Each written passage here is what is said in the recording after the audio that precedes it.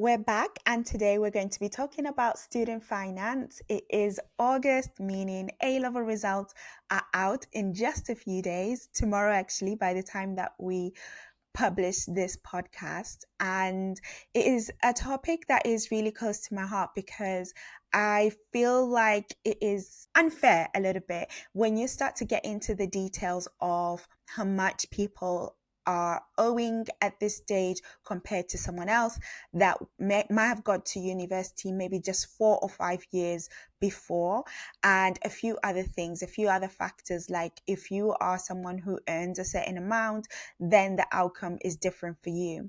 Now, before we get into that, I'm going to share a highlight from my time at the Times Feel Better About Money podcast. I sat down and spoke to Holly Mead, and we discussed the subject, what it means to have a student loan. So without further ado, from the Feel Better About Money podcast, and I'll share my key takeaways at the end. Hello and welcome to Feel Better About Money, the podcast from the Times and Sunday Times that helps you take control of your finances by talking about it openly, confidently, fearlessly. I'm Holly Mead, and today we are tackling something that can feel confusing, overwhelming, and gosh darn expensive: student loans. We are a week from A-level results day, and a new university term is just around the corner. But tuition fees in England are on the increase. They are rising for the first time in 8 years, going from around £9,250 a year to £9,535. That's a 3.1% increase. Get your calculators out. And while the average graduate now leaves university owing, whisper it, £53,000, that figure isn't quite what it seems. Because here's the thing: in the UK, student loans do not work in the same way as other types of loans and debt. They are an anomaly, and they are incredibly confusing. So to help us unpack how it all works and share her own experiences of paying off her own student loan, I'm joined by Arlyne Chinyanganya, an accountant and founder of Roots to Froots. Hello. Hello. Thank you for joining us. Thank you for having me. Arlyne, let's get in our time machine to when we were 18. We're just a few days out from A-level results day. Can you remember how you were feeling? Very anxious. Everything you've done has been building to this, and you've got those conditional offers. I feel like I'm getting palpitations just thinking about it. Yeah. I mean, I remember it as well. Just kind of, that's all you're thinking about. Okay, can I actually plan to go to this city, or am I going to go to my second choice? And what do I do next? Fortunately, I still made it to Birmingham. I then studied business and finance there. And here we are today.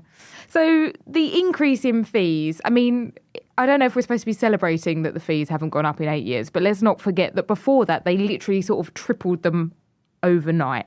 But a lot of our universities are in debt, they're struggling financially, and they're going to need the students to pick up the bill, it would seem. So for someone who is completely new to all this, what is a student loan? Yes, well, a student loan is something that was created to help students to get into education. So what does it actually mean? Essentially, your student loan covers your tuition, as well as a maintenance loan that should cover your rent, your housing costs, as well as, food and travel. So those are the two elements that your student loan will cover. So it's not this £9,500 is kind of the baseline, but if you're going to a university that requires you to live away from home, or you just want to live away from home, you're kind of looking at more than double that, aren't you? So the maximum maintenance loan for students in England outside of London is now about £10,500. Students from Wales can borrow a bit more. They can borrow £11,345. So let's get into the plans, because all of the jargon and wording around student loans, I think, is really hard. So if you started uni before September 2023, you're probably on what's called Plan 2. Other ones are as a Plan 3, that's for postgraduate loans. There's a Plan 4, which is specifically for Scottish students. And I don't know, Plan 8 is just don't go to uni, I presume. How does that work? So a Plan 2, the key things that we need to remember are that The threshold is at £27,000. So anything you earn above that, that's when they take 9% off. And a key number that I feel like we really need to discuss is when the loan will be written off. So within 30 years, that's when it will be written off. Okay, so the newer plan, Plan 5, how does the Plan 5 one work?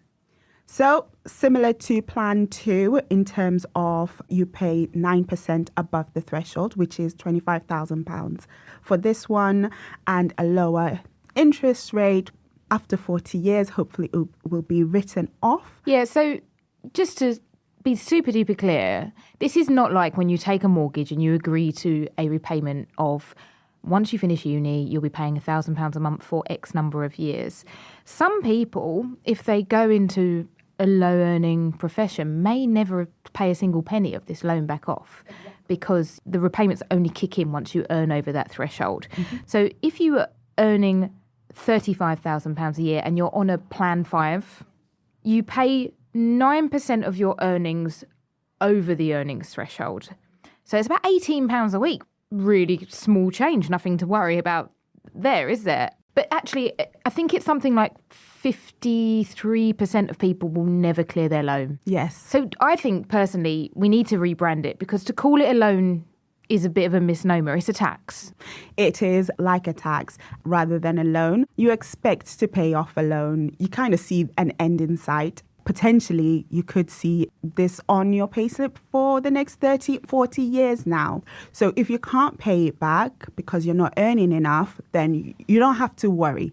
You do not have to pay off. If you're not earning a certain amount, you're not going to be in default. It's not going to affect your credit score.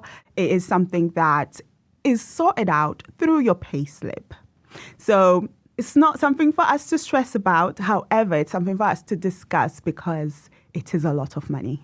So the conversation to have with yourself about, do I go to university? Do I take these loans on? Is not, my gosh, that's a huge amount of money. Do I feel comfortable with that? It's, do I believe that the value of my education is such that I am willing to pay an additional 9% tax, potentially for my working life? Exactly.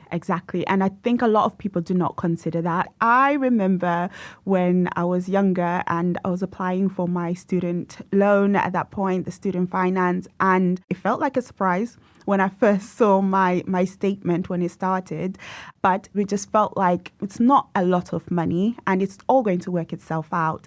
Now, young people have to be conscious of the fact the cost of living is high, the cost of going to another city. So it's something to consider in terms of the career path that you're going down. Do you need a degree to get into the door? Is it going to help you to propel, or actually are you going to start off on the same foot as someone else that maybe has been getting some work experience? So these are things that I think definitely need to be considered.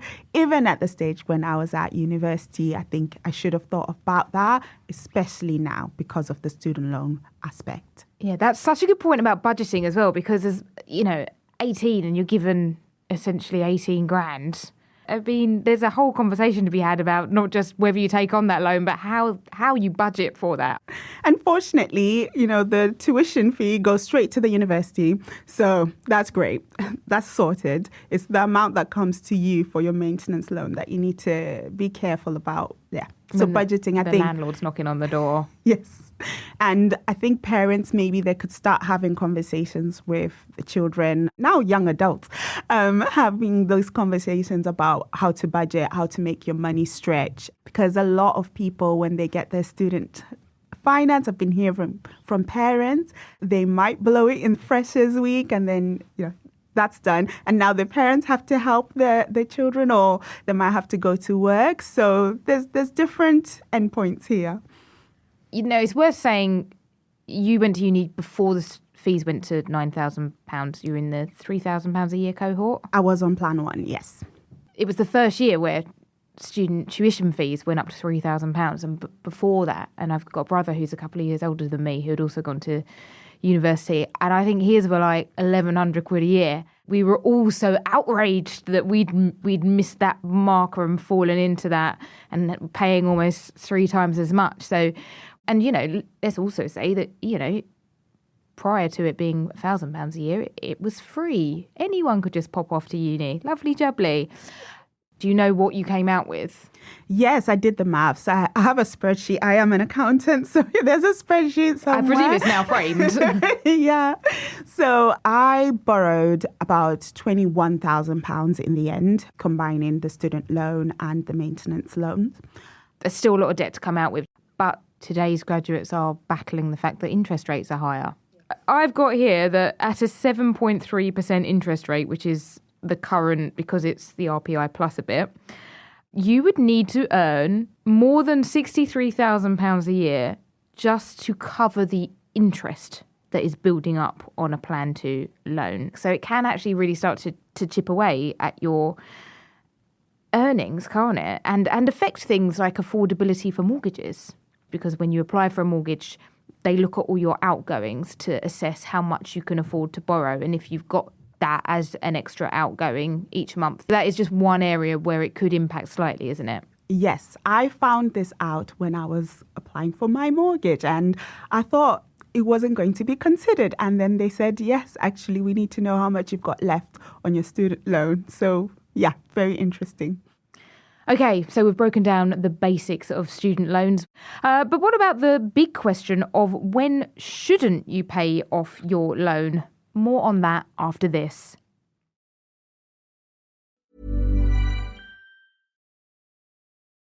There's this sort of perception that student loans work interest-free. And I think there's a real cloud of confusion over when the interest starts kicking in. Is it as soon as you get that loan? Is it when you start making repayments? What is the truth on that?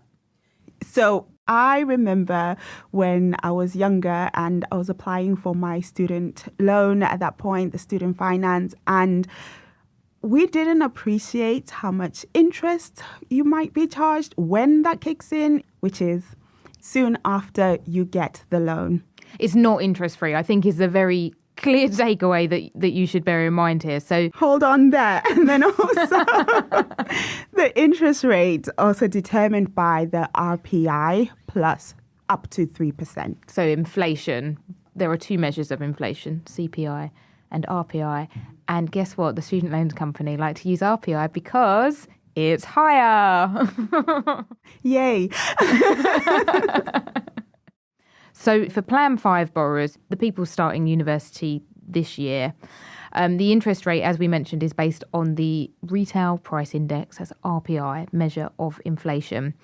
And the interest rates are set each year on September the 1st. And this is something I find really bonkers, and is just one of the many ways that student loans are different to any other kind of debt is you take a loan and the terms can change after you take it, because with anything else you go, okay, that's the repayment interest that I've agreed to and that's my repayment plan. And with this, the interest rate's going to change every year. How hard is that for people to factor in? And that's what's so frustrating for a lot of people. They find that they're expecting one number and they get their statement a year later and it's completely different.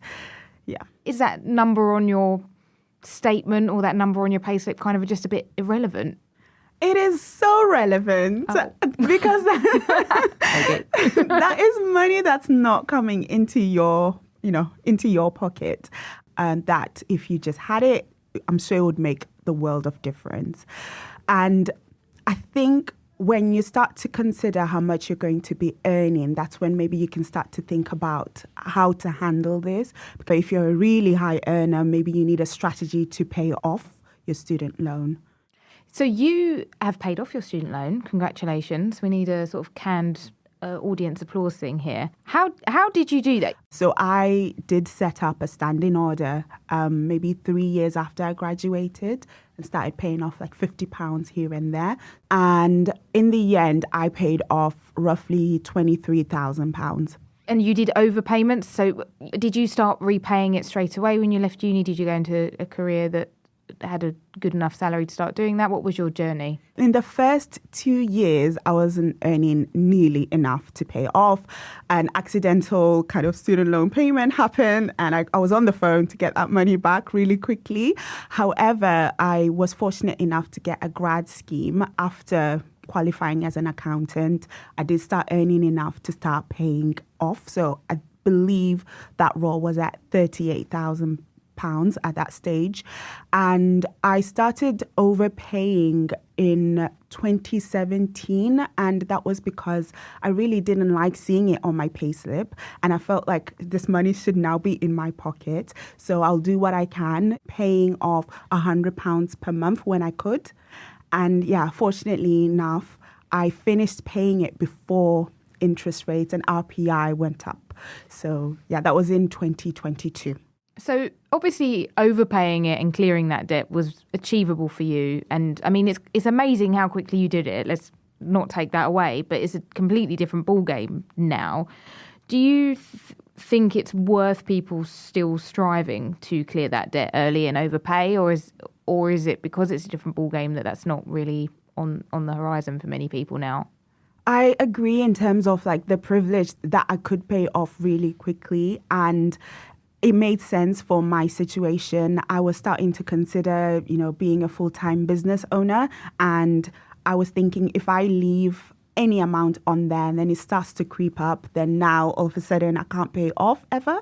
So that was my situation. But if you're earning enough and you can see that you're going to pay off, maybe you're going to pay off in 20 years, you could reduce that by overpaying. But if you do the maths and see that actually I'll pay off in 35 years, then if it's worth it for you, fine, pay off. However, if you've got an extra amount and you want to invest it somewhere else, or you want to save up, buy a property, put it into something else, just do the maths and make sure that it makes sense for you.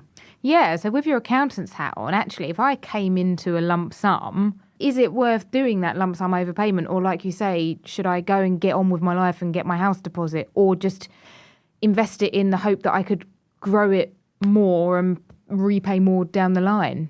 That's where that kind of financial savviness comes to play, like sitting down and doing the maths for yourself and see, okay, what's the risk of me putting it into an investment or buying whatever it is that you might be considering? Does it look like I'm going to get more out of it than paying it off, the cost of this interest over time? So if you sit down and just calculate the two, a few people I've seen online, and actually works out that if you were to invest it, you probably make more than paying off your student loan. But again, I think it depends on the person, how much they have left to pay, which plan they're on as well. Yeah, that's true. So if your interest is racking up at, say, 7% and you invest it, you've got to get a return of more than 7% before it becomes, this is when your spreadsheet comes out, isn't it? Spreadsheet and a calculator, yes. How did you feel when you made that final payment and the debt was cleared? I was so happy because I genuinely didn't think that I would, and just seeing it kind of disappear, and I think I overpaid and got back a little bit as well in the past, which felt really nice. And I think I know we're saying it's not a burden because it's looked after, but because it is like a tax, and I now had more coming into my bank account than I had, the previous year. So that felt really nice. I could put that money towards something else. I actually started saving up a little bit more. Or just champagne for everybody. Yes. I think it's important to remember that with a student loan, young people, they're very often not on their own in this. Parents and grandparents are looking at those numbers too and thinking, wow, how can I help? I don't want my child having that much debt. What can parents and grandparents do to help? I think the first thing is for parents to truly understand how it works and sit down with, their child, and grandparents also to sit down and let's discuss what is this student loan, graduate tax, what is it and how does it work? Because then conversations can start. A key element is that the amount of maintenance loan that you could get is determined by how much your household gets in. So your parents' income, and if they are high earners, then you might be getting less. Which is kind of wild because it doesn't mean just because your parents earn a fortune, it doesn't mean they're going to give you any money. Exactly. So there's that. And I think, so having that conversation that, listen, parents, I'm not getting as much as I could because you're high earners, which is fantastic. What does this mean? Can you actually help me out throughout the years? And also talking about the budgeting. I know from the Roots to Froots financial wellness, I have to throw it in there that just parents to talk to their children about managing their finances so they can actually focus on education rather than how much they have left, to buy food and everything else when they go to university. And then this is when we start talking about the bank of mum and dad, because a lot of parents and grandparents some are feeling pressured to help because they just see their child perhaps being set up for a lifetime of debt and, want to help with that. If you have the spare money, does it make sense to make a loan from bank of mum and dad? Say, I'm going to pay your tuition fees and you can repay me back when you can? Or does that just start to get really complicated and go wrong, doesn't it? It could go wrong, but if you have that great relationship, in your family, then absolutely, because as we said, hopefully bank of mum and dad, there's no interest there. And in terms of how long you could pay off, you could discuss that as well. So if that is possible, I would definitely consider it.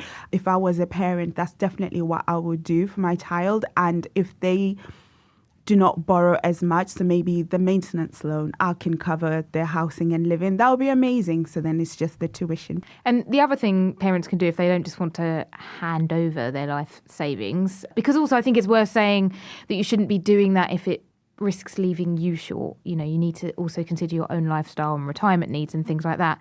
But using a junior ISA is a really good tool. So parents and grandparents can put £9,000 a year into a junior ISA for their child from birth to age 18 and invest that money. And that could be a huge nest egg by the time they come to university, as long as you're having conversations about the fact that that pot of money is for tuition fees, not for a blowout in Ibiza before you start university. You want to get to university. Yes. So if you could go back and give yourself one piece of advice at 18 before you're opening that envelope and thinking, do I want to take on 23 grand of debt? What would you tell yourself now? I would say take a beat and consider your options really clearly and move fast. And the emotions around the day when it's so stressful, you just got your results.